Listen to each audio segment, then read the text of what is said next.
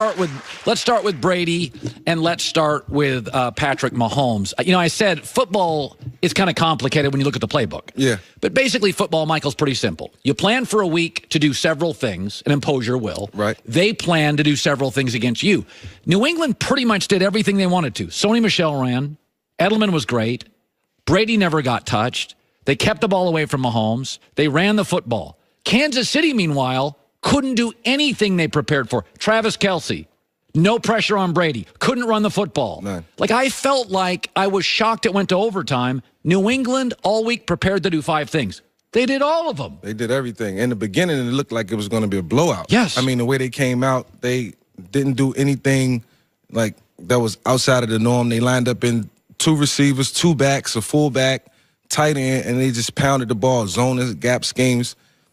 Did everything that they wanted to do, controlled the clock, kept Patrick Mahomes off the field, and I can tell that was the goal coming in, and they did it well, and they did it to perfection. Yeah, I mean, if it wasn't for Brady's red zone pick, and everybody makes mistakes, and Tom, by the way, has had a lot of big picks and a lot of big games against Atlanta, the pick 6. Yeah. Tom's never perfect in these games and often makes a big mistake early in big games against Seattle, Atlanta, Jacksonville, Kansas City. What Tom does is late, he wears a defense out. It's death by 1,000 cuts. I mean, it's the way that he orchestrates the offense. So, the run game was a big part of the game plan yesterday, and you can tell it was all about controlling the time of possession and letting guys make plays when they lined up in 4 wides, quick outs, quick slants, get Gronk involved. It was a game plan that was prototypical for their style of offense, and it don't require for them to have dynamic players on the field. These guys are guys who they catch the ball, probably average in anybody else's offense, and Tom Brady just make them look like, they're Pro Bowlers. Andy Reid, you know him well. Was there anything about the game plan for Kansas City you didn't love? I thought they had a great game plan. I thought they started slow, and that was due to the fact that it was cold and they wasn't on the field. Right. Trying getting into a rhythm. But at the end of the day, I just felt the defense, didn't play up to par, as we talked about all year. And I don't know what this means for Coach Sutton. I know him personally, but this is the second year in a row that, they could not underachieve. Second year in a row that the Chiefs, by the way, the Chiefs have big name players. Yeah. Dee Ford's going to get franchised. Justin Houston, Chris Jones, Eric Berry. Kendall Fuller. Second year in a row, couldn't get people off the field in the second half. Right, and you can't win football games that way, especially in the championship games when it counts the most. That's when you got to be at your best. So, yes, there were calls that should have been made. There were stops that should have happened on third down. It just didn't happen, and the better team made the better plays, at the right times during the game. Let me talk about the Saints and Rams. Okay, everybody is glomming onto the bad call, and it was missed. Yeah. As a former player, how do you look at bad calls? I look at it like this. As long as I played, if I would have had a couple calls that wasn't made or was made, I may have 1 ring. And those are things that you can't pout about, you can't be upset about, because the refs aren't perfect. You can't go into a game expecting to get calls. You got to play to win. And when it happened, I said, look, that should have been a pass interference. Call, no call, it didn't happen. It should have never gotten to that point. I feel like the Saints should have ran the clock out. Once they got in field goal range. They didn't. They didn't play the clock. They didn't play the clock correctly. You know what they did? They were.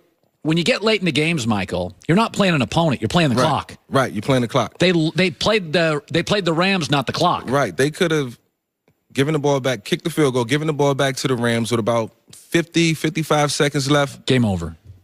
And your percentages go up as far as winning. That's your Super Bowl right there. So that call, to me, should have been made. But at the end of the day, I feel like it's irrelevant to the game and everything that transpired. They were up early. The Rams wasn't, the Rams in the beginning, in the first half. And they found a way to win. So, my hat goes off to them as far as, what they had to accomplish and the adversity that they had to face and overcome throughout that game. Yeah, we just showed on FS1. I thought, sometimes coaches get aggressive, and most fans like aggressive coaches. I thought Sean Payton got too aggressive, and I'll say it again, when you get late in games, The great coaches realize you're no longer playing an opponent. The opponent is the clock. Right. And New Orleans should have just bled the clock, kick a field goal, but an incomplete pass. By the way, even Troy Aikman and Joe Buck were baffled by it. Troy, I mean, both of those guys were like in disbelief. I was too, because I thought I knew what the scenario was about to be. Well, it was kind of a simple scenario. Yeah, it was simple. I mean, it sort of reminded me of what the Seattle Seahawks did in the Super Bowl a couple years ago, and what Atlanta. They overthought it. Yeah, they overthought it. You know, and I understand the aggression. You know, that's all good in football, but it's a time to be aggressive and it's a time to be passive. Let's talk quarterbacks. Tom Brady. If Tom Brady, and they're slight favorites over the Rams, wins the Super Bowl, what do you think transpires? I think Tom retires. After watching his post-game interview, and this is not, you know, this is just my observation. I just thought he was so elated. He was so excited. You know, he shouted out his wife, his family.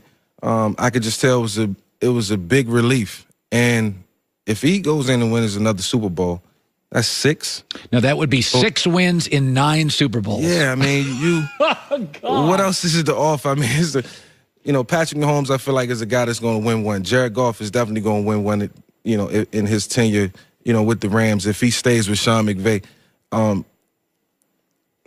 you know, I think Brady steps aside and give these other guys an opportunity to win some. Because if not, he'll be 45 still playing in this game. By the way, Patriots have 12 draft picks, Gronk, and I don't have inside information, but I have talked to people who believe Gronk will retire, go into wrestling acting.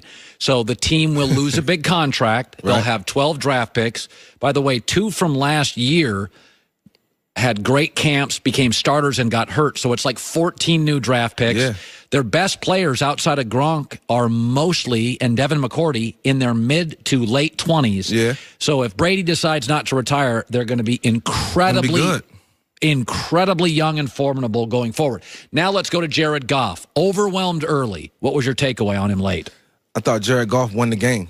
I mean, I take no credit away from the other guys. I think Dominic Sue was worth every penny, even though he showed up late in the season. I think paying Aaron Donald paid dividends. Getting Talib back was a great asset. Marcus Peters came and played his game. Dante Fowler was a big part of, you know, the success. Look at yesterday. that throw. But Jared Goff won this game. The play that he made on the naked to the right at the end of the game with pressure in his face. And he was able to escape it. He was able to escape it. He showed a ton of guts. He showed heart, ability to stay focused in a hostile environment, and that's what you want out of your franchise quarterback. It was beautiful to watch, and they deserve, you know, everything that they have coming right now. That, to me, was the play of the game. That was the play of the game. We think that Goff is a pocket passer, and he overwhelmingly is. Yeah. But both those plays, including this one, the sidearm, by the way, very Mahomes-like, and then the other one, those are that's off script stuff. Yeah. And those were great. And I'll say this. As great as Drew Brees is, in overtime and late fourth, Goff outplayed him. He outplayed him, and it wasn't to you know, anyone's surprise. I don't think he's a number 1 pick. He's a number 1 pick. He's tough. You know, he has the stature. He's strong, and you know, he has a coach that believes in him. And you know, he just did everything right.